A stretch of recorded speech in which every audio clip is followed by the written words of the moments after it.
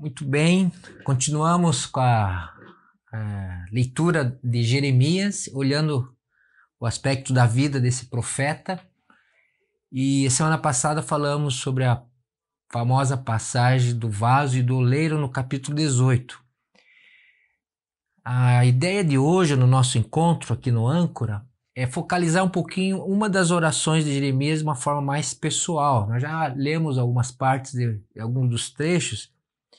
A maioria dos autores, assim, que escrevem, os estudiosos que escrevem sobre o Jeremias, diz esses autores que ele tem 7 passagens confessionais. 7 passagens onde Jeremias está falando na primeira pessoa do singular, eu, né? 7 passagens onde há a sua oração, a escuta e o diálogo com Deus. 7 passagens onde ele está revelando aquilo que se passa no seu interior, as suas inquietações, os seus desejos, expressando sua dor, a sua incompreensão e tudo aquilo que passa na vida de uma pessoa temente a Deus quando tem na sua realidade circunstâncias adversas, né? E essa coisa assim que 7 passagens, ela é um pouco questionável. As passagens que a maioria que você vai encontrar se você ler alguém que está escrevendo sobre o tema do profeta Jeremias, eles vão considerar essas 7 passagens os seguintes textos, só para você ter uma noção. Jeremias 8, 18 em diante, Jeremias 11, do 18 ao 23, Jeremias 12, 1 a 6, essa a gente já até leu no Âncora, Jeremias 15, do 10 ao 21, Jeremias 17, do 14 em diante, Jeremias 18, a partir do versículo 18, e o texto de hoje, que eu escolhi entre essas 7, talvez a gente até possa, nas próximas semanas, ver mais uma oração de Jeremias, mas a de hoje está em Jeremias 20. E eu escolhi esse texto de Jeremias 20 para tentar obedecer um pouco a cronologia e porque ele está bem perto do evento que nós vimos da semana passada. Então vamos fazer a leitura de Jeremias 20, primeiro percebendo qual é a circunstância, da onde nasce a sua oração. A partir da reação do que ele está vivendo, ele busca Deus, como nós fazemos nas nossas orações. Eu e você realmente somos reorientados pela palavra de Deus escutada, e nos reorientamos pela palavra falada do nosso coração ao coração do nosso Deus Criador, nosso Senhor Jesus Cristo. Então, Jeremias 20, nós não vamos ler o 19, mas o 19 dá o contexto do Jeremias 20. No Jeremias 20, você vai perceber aqui que há uma pessoa chamada Pazur.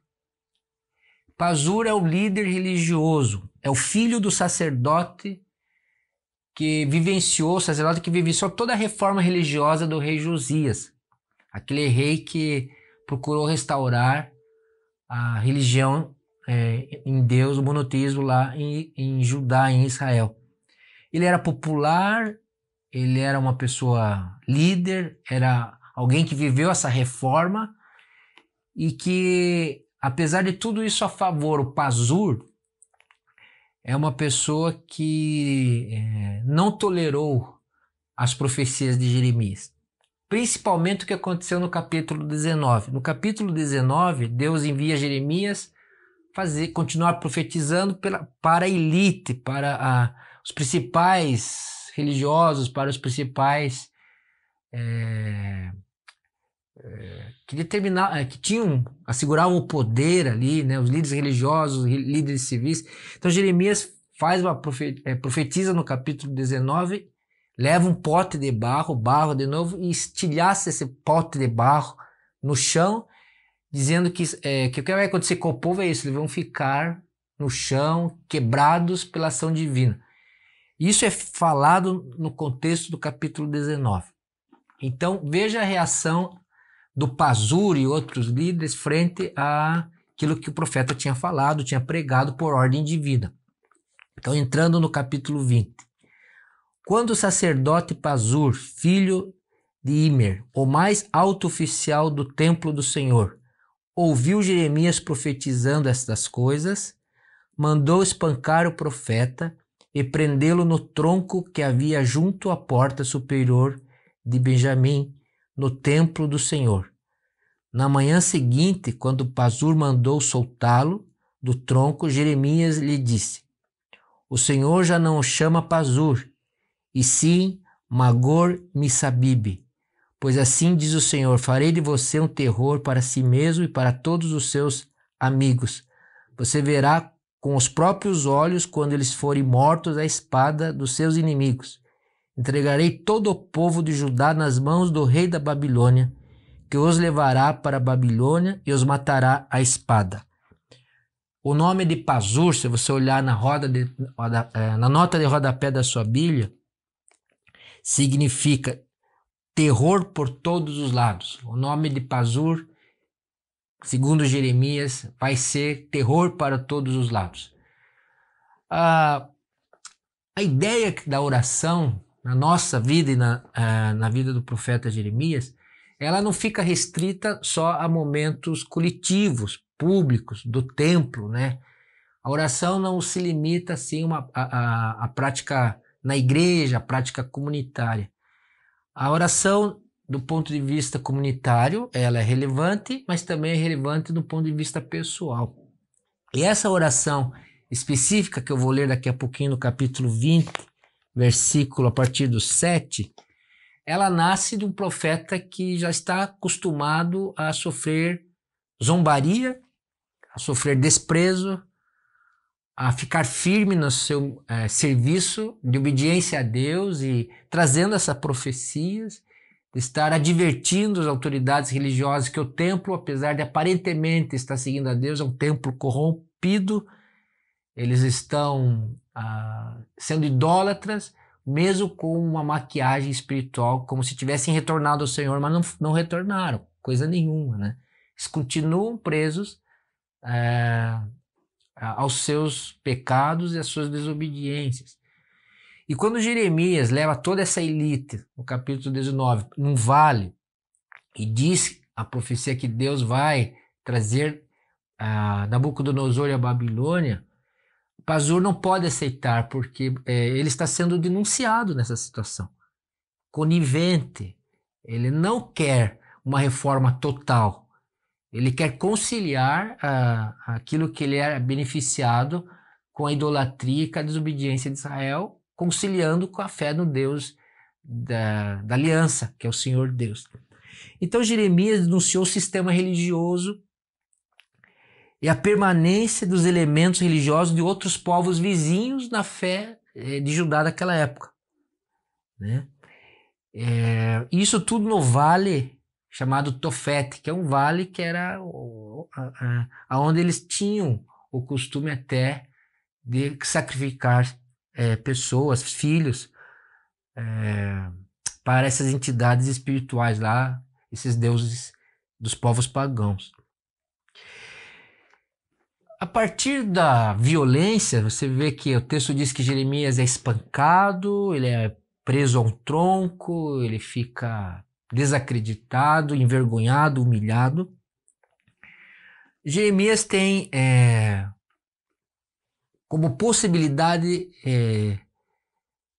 de desistir do seu trabalho, porque está ficando cada vez mais difícil ele continuar sendo fiel a Deus e ficar firme naquele trabalho que Deus o propõe a cada vez. Ele poderia ter uma reação de desistência, né, de fugir da missão, mas Jeremias é tido, além de profeta que lamenta muito, mas essas lamentações, os choros que ele tem, essa dor que ele revela, são orações. E parece-me que esse é nosso caminho também, né? O seu aí, do outro lado, o meu, é conseguir trazer para Deus aquilo que acontece na nossa vida real, aquilo que acontece dentro do nosso coração, no nosso ser, na nossa mente, as circunstâncias boas ou adversas que estamos vivendo. é colocar a verdade que eu não estou sozinho neste tronco, nesse acorrentado, nesse espancamento, nessa vergonha toda que eu estou passando, nessa humilhação toda. Então a oração de hoje é a oração assim, na primeira pessoa, ela é pessoal, ela é profundamente pé no chão, e ele consegue, né, em vários momentos do livro, trazer a Deus as suas perplexidades. Vamos então para a oração propriamente dita. Senhor, tu me enganaste, eu fui enganado. Foste mais forte do que eu e prevaleceste.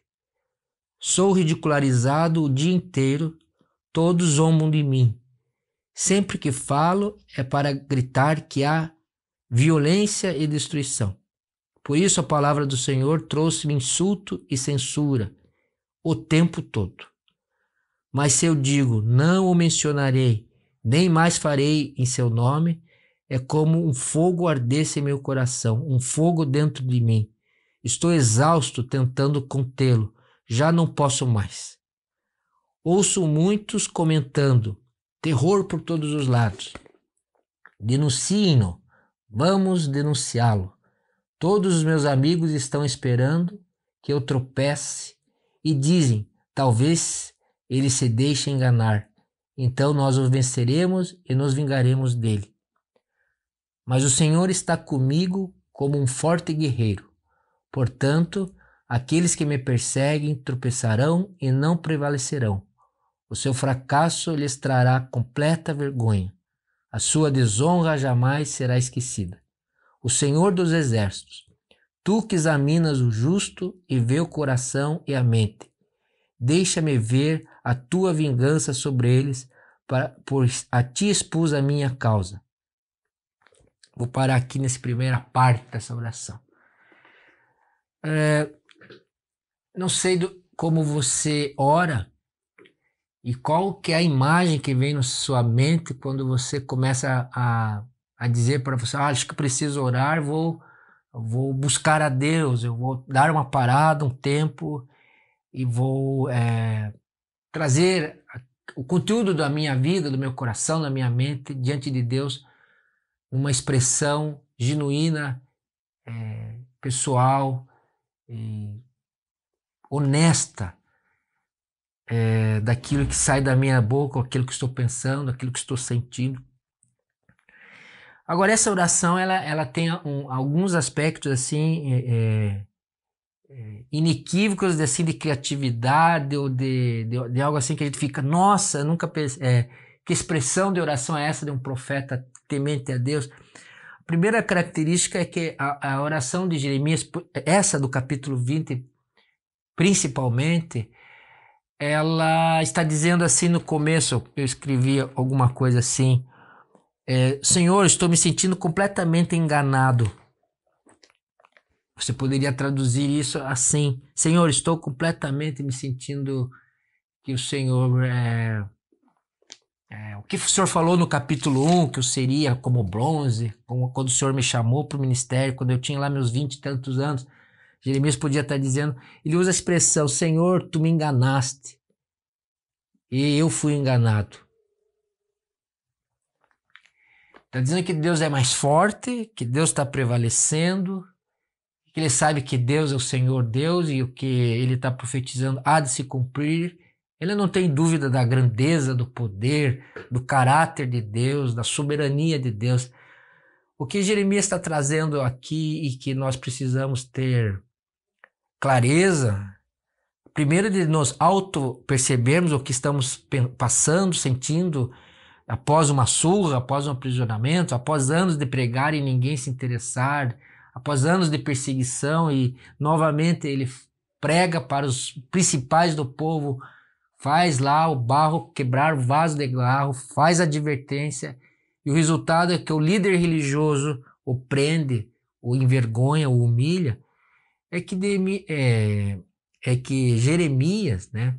Não sei porque pensei em Neemias aqui, Neemias também tem uma bela oração, né? Mas que ele está se sentindo assim, que Deus está não cumprindo o dito, o tratado, o prometido, o revelado em profecias, que não é possível ele manter a fidelidade a Deus como ele tem mantido, advertido e pregado, anunciado, dia após dia, no templo, na cidade, aos líderes ou ao povo comum. E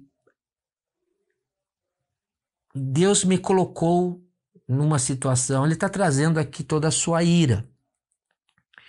Se você olhar uma oração anterior dele, no capítulo 15, então é só virar um pouquinho as folhas, no capítulo 15, isso mesmo, verso 10 e verso 15, diz assim: Ai de mim, minha mãe, por me haver dado à luz, pois sou um homem em luta e em contenda com a terra toda. Ele já tinha expressado em outro momento que ele está em luta, que é ele contra todos, é que ele não está entendendo por que tanta provação. Você pode estar pensando isso também, né? Mas por que eu tenho que passar uma situação após outra?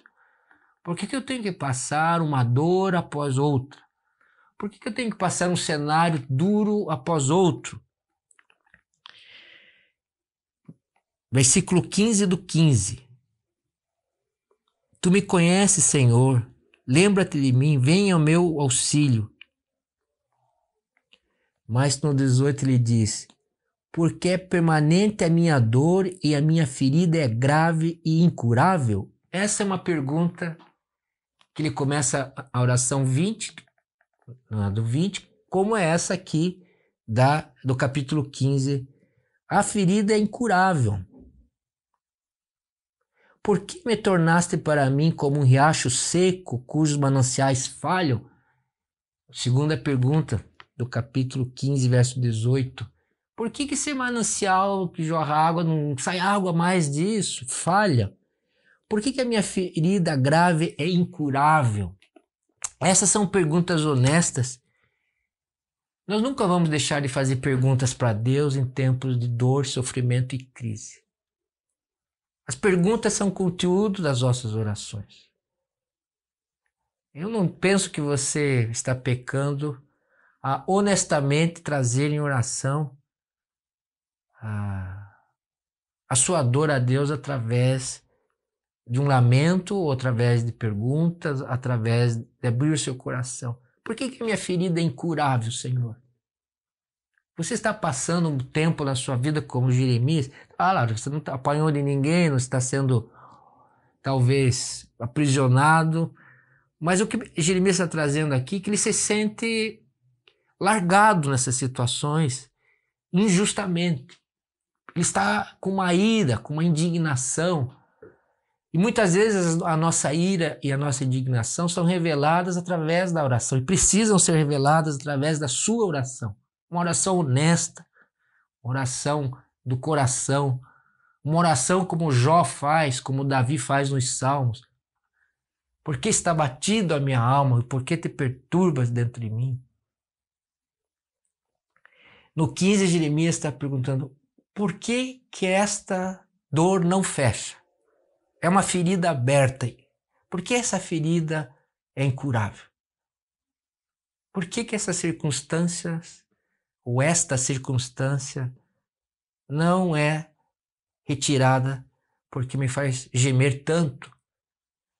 Aí eu posso pensar como Jeremias, eu me sinto à vontade diante do Senhor Jesus e diz: até quando, Senhor, eu hei de atravessar o vale escuro da provação? Ele não está ofendendo a Deus no sentido de murmurar como uma pessoa desobediente. A oração de Jeremias e as suas orações não são um desafio no sentido de que ele não crê, ou que Deus o enganou no sentido de que Deus possa falhar no sentido de mentira, de engano. Mas Jeremias, nas suas orações, tanto do capítulo 15, quando ele vem com as perguntas: quanto a do capítulo 20, que ele vem com uma expressão afirmativa: Senhor, tu me enganaste e eu fui enganado. O Senhor é mais forte e prevalece. Porque Jeremias entende que o bom Deus, o Deus que mais tarde ele vai escrever que as misericórdias se renovam a cada manhã, Lamentações de Jeremias 3, é o Deus que permite ele ser humilhado e desprezado na sua terra como profeta. Não é só a dor física de ser preso e levar uma grande surra. É a dor de ver que a sua vida parece que não está tendo sentido quanto à realização profética. Não há arrependimento no povo, ano após ano. As autoridades não querem aprofundar a reforma religiosa, a volta completa, o arrependimento a Deus. Ele está cansado e ele não pode resistir sem trazer a sua indignação. Continuando, quando a gente está assim, num atoleiro, numa profunda incompreensão dos caminhos de Deus e falando, até quando vai isso na minha vida? Além da indignação, da nossa ira, da nossa dor, ele traz a expressão que frequentemente está nessas orações mais pessoais nossas, os lamentos. Por isso a palavra do Senhor tornou insulto e censura o tempo todo. Para nós que sofremos, parece que a gente sofre o tempo todo.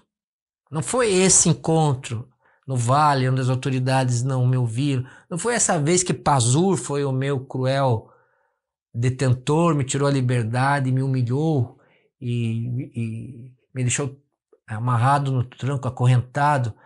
A questão é que para nós, muitas vezes, alguma situação que se prorroga, ou uma situação insistente que a gente não gostaria de passar de novo, no caso de Jeremias, não queria de novo ser desprezado e as pessoas dizerem que a palavra dele não vai se cumprir, a gente interpreta que o nosso sofrimento é todo o tempo todo.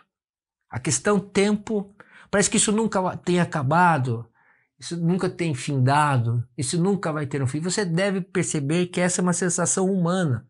Tanto a indignação, achar que Deus nos pôs numa furada, né? Me chamando para ser profeta nessas circunstâncias, como que isso já passou o tempo. Nós temos uma dificuldade de atravessar as provações, porque como nós não somos libertos imediatamente de tudo, não é instantânea a intervenção de Deus, porque Deus tem seus planos com essa prova, com essa dor que você passa.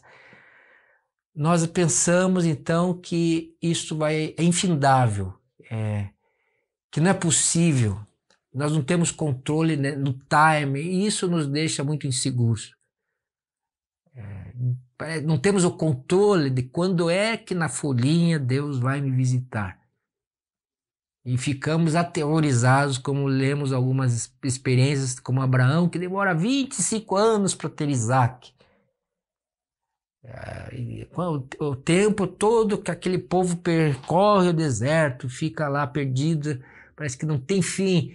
Então essa noção de temporalidade, de quando é que a graça vai me visitar, ou quando é que eu vou ter uma resposta e meu coração vai ficar em paz frente às circunstâncias que eu não quero viver, você passa por isso se você é uma pessoa de Deus. Se você é um Jeremias, ou é um crente, uma pessoa que teme a Deus, se você segue o Senhor Jesus, é um cristão realmente, você vai se confrontar com a sua indignação por provas e você vai ter dificuldade de esperar, porque o tempo parece que é uma eternidade. Pesa nas nossas costas. Nos curva porque não temos como saber. Não temos como marcar a hora que Jesus vai atuar ou falar. Então o tempo todo ele não sofria o tempo todo. mas para ele era o tempo todo. Quem sabe eu e você temos as nossas lutas, mas não somos premiados só com provas, com lutas. Ocorre sempre muita coisa boa, mas só que o que fica no nosso coração é a falta. É aquilo que está nos decepcionando no momento. O Senhor me colocou nesta, ou a gente sempre põe a causa da dor em Jesus, em Deus, na fé, e que isso é o tempo todo. É assim que nós percebemos e é assim que deve ser expresso na oração. Um terceiro apontamento, assim, um destaque que quero fazer é a metáfora que ele usa do fogo. Ele diz assim: é como um fogo ardesse em meu coração, um fogo dentro de mim. Estou exausto tentando contê-lo. Já não posso mais. Esse fogo aqui, que pode ter muitas possibilidades, mas entenda que o que ele está dizendo que está dentro dele, que é como um fogo ardente, é algo incontrolável. O fogo é uma força que ele não tem como conter, não tem como apagar, não tem. É alguma coisa que realmente é intensa. E ele não leva para o lado que o fogo é purificador, educativo, que Deus está agindo na vida dele, que Deus já salvou ele em outras situações e vai salvá-lo de novo aqui. Ele quer dizer que aqui o fogo não é, ele não está com aquela consciência, nesse momento de oração, de busca de Deus intensa, nós não estamos com a clareza que isso aqui tudo vai dar glória a Deus, ao reino, que o Senhor vai trazer vida para essa nação. Ele está dizendo que ele não aguenta mais. Aqui a interpretação de fogo é para algo assim dolorido, interminável, que é uma coisa que está me consumindo. Talvez a melhor expressão para fogo aqui nesse texto e nessa oração é que ele está se sentindo amedrontado por todos os lados, destruído por todos os lados e que ele não consegue mais. Ele está exaurido de capacidade de enfrentamento. Então, quando ele fala do fogo, veja a expressão: estou exausto tentando contê-lo. Já não posso mais. Esse é o lugar de destaque nessa oração, no meu modo de lê-la. Quando nós chegamos e dizemos a Deus, esse fogo, essa situação, eu não tenho, nós estamos na postura de descontrole. E não é um descontrole emocional aqui que ele está, aqui é o descontrole que ele vê que ele não consegue mais enfrentar a oposição tão grande ao serviço dele a Deus. Ele não consegue mais aceitar que as coisas continuem assim. Ele não consegue. Quando eu digo eu não consigo, quando eu digo que estou desorientado demais, que não há potência alguma dentro de mim, os meus recursos não exauriram, eu entro na impotência, na fragilidade, na humildade diante do Senhor. Ele olha para dentro e diz: eu estou no chão. Você está no chão, mas não está sozinho. Jeremias também não. Após olhar para dentro, ele olha para fora, né? Você deve ter notado que no 10 em diante, ele começa a dizer: olha, e também é o seguinte, né?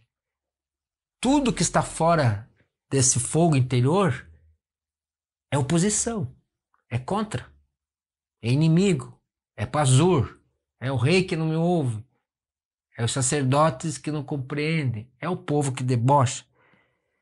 Ouço muitos comentando: terror por todos os lados. Denuncia, vamos denunciá-lo. Então ele começa a dizer que as pessoas que o cercam, ele já não tem família porque a família o abandonou. Ele já não casou porque a ordem era ser solteiro, um profeta exclusivo para a missão. E ele vai dizendo, você deve ter notado: todos os meus amigos estão esperando que eu tropece. Você já pensou em estar completamente isolado?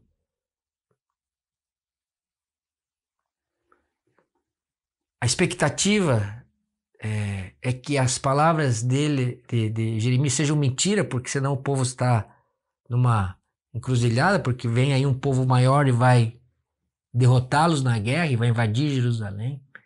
Então Jeremias está constatando aqui que os recursos de dentro já acabaram e os recursos de fora não existem, são contra, é oposição. É certeza de que não estou vendo como posso ter um braço amigo, um apoio, um recurso da graça nas pessoas ou nas circunstâncias.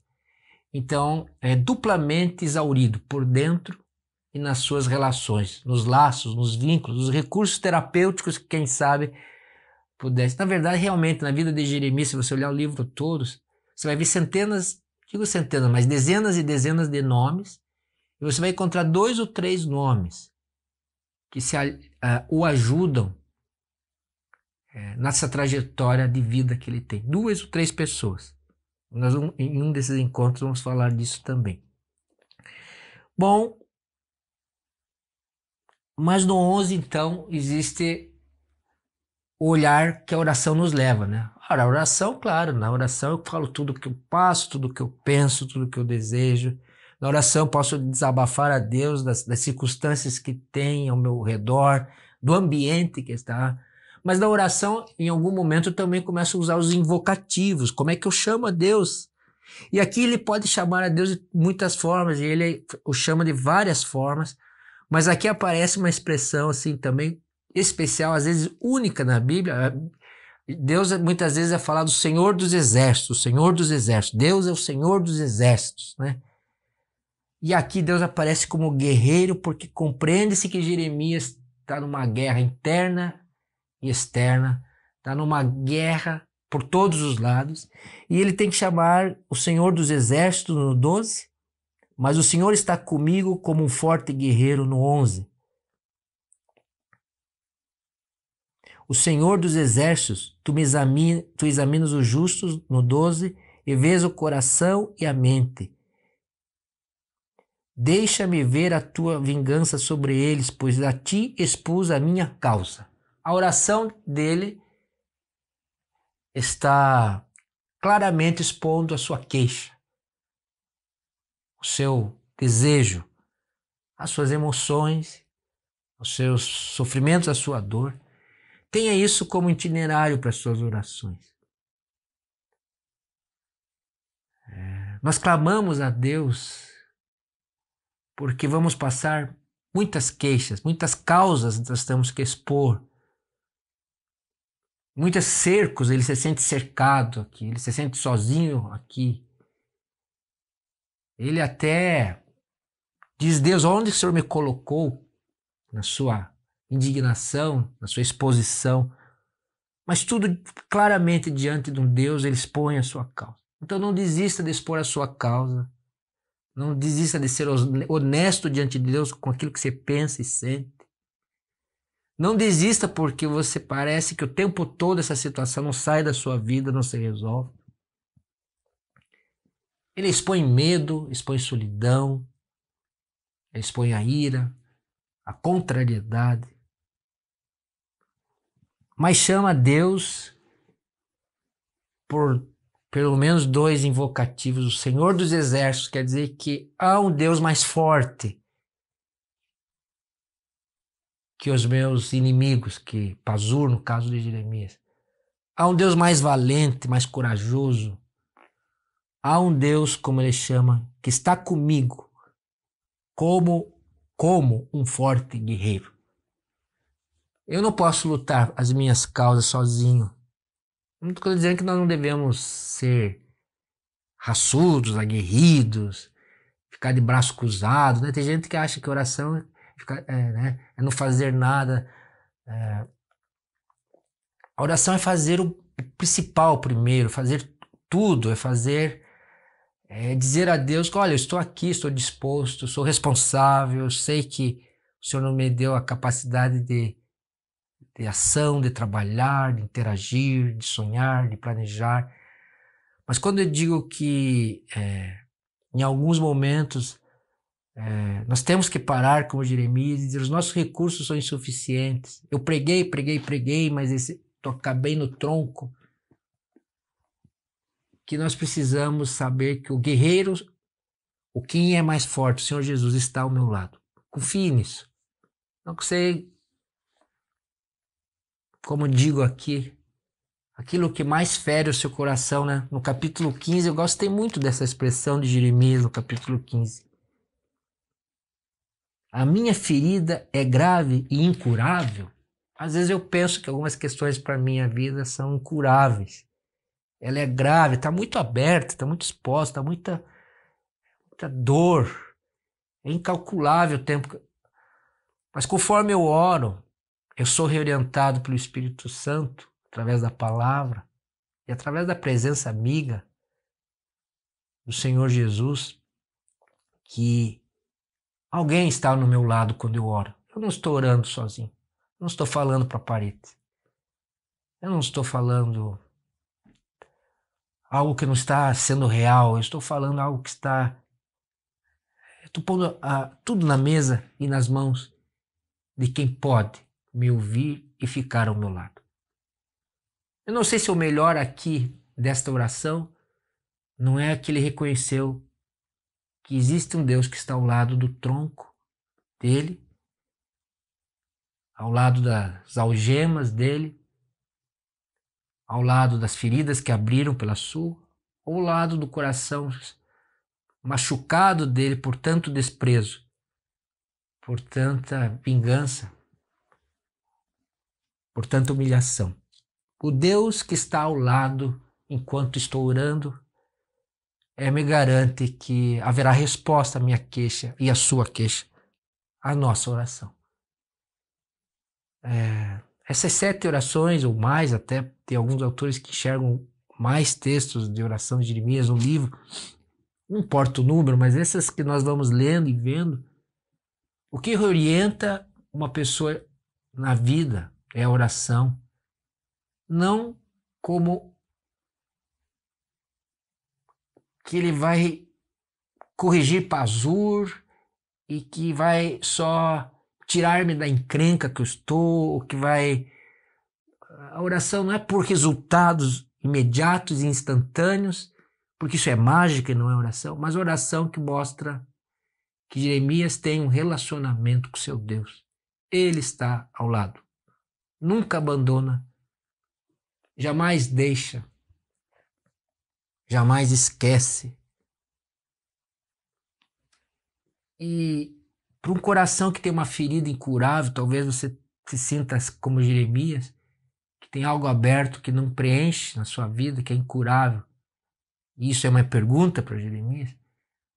Eu quero afirmar para você que a vida de Jeremias vai nos mostrar que Deus é e foi para Jeremias suficiente para preencher e curar a ferida de Jeremias, porque Deus foi presente, real, palpável. Deus realmente era boa companhia na vida de Jeremias. Não só porque ouve e responde orações, mas porque é a companhia que satisfaz a alma. Porque é o seu amor que me dá condições de persistir e enfrentar as provas. A oração é um encontro na vida de Jeremias. Não é só uma disciplina espiritual, é algo que ele faz porque ele é um profeta e é religioso, ou porque ele está sendo preso e maltratado. A oração para Jeremias é um encontro que restaura a alma, porque ele se sente amado. O final da oração e o encontro reorienta a gente, né? Que eu não li, mas vou fechar nosso encontro de hoje. Preste atenção no final desta oração. Cantem ao Senhor, louvem ao Senhor, porque Ele salva o pobre das mãos dos ímpios. Maldito seja o dia em que eu nasci, jamais seja abençoado o dia em que a minha mãe me deu à luz. Maldito seja o homem que levou a notícia do meu pai e o deixou muito alegre quando disse, você é pai de um menino. Seja aquele homem como as cidades que o Senhor destruiu sem piedade. Que ele ouça gritos de socorro pela manhã e gritos de guerra no meio-dia. Mas Deus não me matou no ventre materno, nem fez a minha mãe o meu túmulo, e tampouco a deixou permanentemente grávida. porque saí do ventre materno, só para ver dificuldade e tristeza e terminar os meus dias na maior decepção? Esse é um desabafo forte, não é? Você olha assim, nossa, mas ele começou falando, cante ao Senhor, ele conhece a Deus. Ele sabe que Deus é um guerreiro, é o forte guerreiro que está ao lado dele. Ele sabe que é o Senhor dos exércitos. Mas ele também, a sua oração é tão honesta, radicalmente pessoal, que ele consegue lamentar como Jó. Radical, rigoroso, falar que sabe fosse um aborto, porque nasci, porque meu pai ganhou notícia, porque minha mãe ganhou notícia, porque o menino veio ao mundo, porque saí do ventre só para dificuldades que ele está vivendo, só para as tristezas que ele está sentindo, e terminar os dias na maior decepção? Essa é uma pergunta que nós vamos responder semana que vem. Só para ver dificuldades e tristezas, você passa por isso também, né? Eu fico às vezes pensando, mas será que eu tenho que viver essa circunstância? É dia a dia, a minha comida é a tristeza, minha bebida é a dificuldade. Esses homens, essas mulheres na Bíblia, eles me deixam até assustado por terem essa coragem tremenda de se expor diante do seu Deus, que ele começa o texto: cantem ao Senhor e louvem o Senhor, porque ele salva o pobre das mãos dos ímpios. Ele afirma uma verdade que ele sabe, não é só teologicamente correta, mas que ele tem vivido e ele crê nisso. Mas contraditoriamente e ao mesmo tempo, ele fala toda a sua lamentação, sua dor, sua incompreensão. Ele consegue ter fé suficiente para ser verdadeiro. E a oração é um encontro do Deus da verdade, o Deus verdadeiro, com seus filhos, nós devemos trazer, né? Vamos trazer a Deus aquilo que realmente se passa na nossa mente e no nosso coração. Mesmo que seja às vezes um lamento. Concluindo, a última pergunta dessa oração é: só para ter dias de tristeza e terminar os meus dias na maior decepção? Como vamos terminar os nossos dias? Decepcionados conosco, com os outros e com Deus? Não precisamos, nós passamos pelas decepções, frustrações. Jeremias lança essa pergunta. Essa é uma oração que o Senhor ouve, mas ele não vai deixar de ter problemas e enfrentamentos. Nós vamos ver que ele continua na sua caminhada com Deus, o Deus que ele louva, o Deus que ele glorifica no 13, o Deus que ele canta, o Deus que salva o necessitado das mãos daquele que tem piedade. Ele sabe disso, mas ele também sabe que as circunstâncias da vida dele precisam ser repensadas e revistas por ele diante de Deus. Ele está na busca e não quer viver uma vida de decepção. Claro, a gente se decepciona se a gente construir uma resposta para essa pergunta a partir de nós mesmos. Ele não constrói, por isso que eu gosto desse final, porque ele está em aberto, né? Vou terminar os meus dias na maior decepção, Senhor Deus. Deus que ajuda o pobre, Deus que é o meu Senhor, Deus que é o Salvador, Deus Senhor dos exércitos, Deus que é o guerreiro valente nessa oração. A oração de Jeremias termina com uma pergunta, mas é nessas perguntas, é nesses momentos de intensa proximidade e afeto a Deus que nós somos reorientados, que nós seremos consolados e conduzidos, e que Deus vai dar a resposta que Ele quer, a sua vida e a minha. Quando perguntamos: eu vou ficar nessa decepção? O Senhor vai me deixar nessas circunstâncias aqui? Você vai ouvir para você a resposta, se permanecer e ouvir a Deus nas suas orações. Pergunte a Deus: eu vou ficar nessa decepção, eu vou ficar nessa situação, Senhor Deus? O que o Senhor tem para mim? E Deus graciosamente responderá a sua e a minha oração E nós vamos continuar no tema da oração de Jeremias no livro. Porque no capítulo 21, você já vai ver que é um outro assunto. Mas se a gente olhar a vida dele, você vai ver que Deus vai dando a resposta no decorrer dos episódios da vida de Jeremias, que a vida de Jeremias não vai ser uma decepção. Ela vai ser uma vida de alguém que mostra fidelidade e atravessa situações como essa com o Pazur que nós vimos hoje. Não deixe de orar, não deixe de se questionar, mas não deixe de ouvir as consolações do Santo Espírito e as direções que Ele dá e as respostas que Ele dá às nossas queixas. Senhor Deus e Pai de Senhor Jesus, que o Senhor nos mantenha no caminho da oração, da escuta da Tua palavra, que nos mantenha no caminho do Senhor Jesus, que o Senhor nos dê da boa companhia Sua nos nossos enfrentamentos, nas nossas dificuldades e sofrimentos. Que o Senhor console aqueles que hoje estão precisando ser acolhidos e que a Tua palavra e o Teu Santo Espírito, Consolador, traga aos corações a paz que vai muito além dos pensamentos e sentimentos, a paz de Jesus.